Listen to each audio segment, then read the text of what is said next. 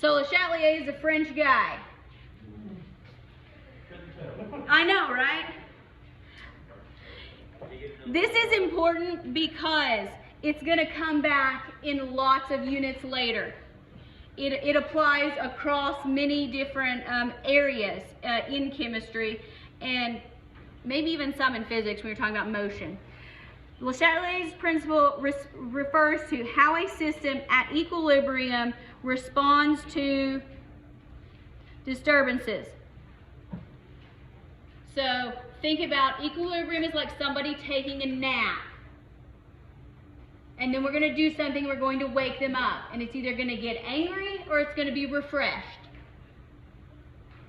That's your little analogy. So,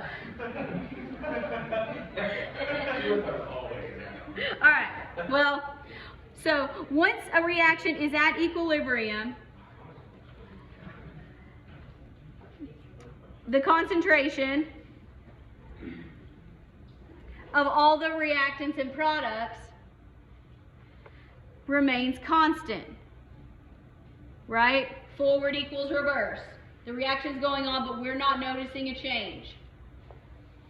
However, if we change the conditions, somebody flips on the air conditioner, all the concentrations are going to change until equilibrium is restored again.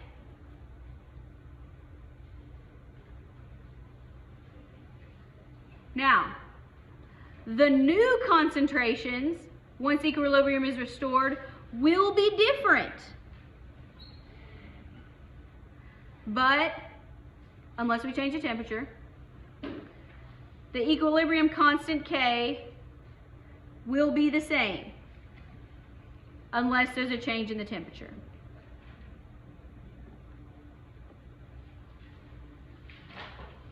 Turn the page.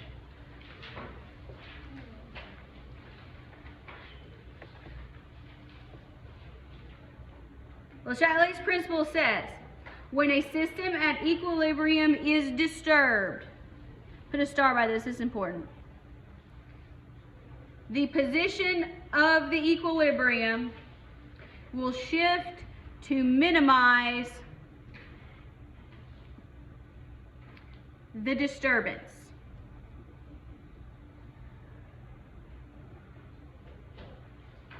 Ways you can disrupt the equilibrium of a system, which I'm not going to get into, just write them down for now. We'll talk about how they change things.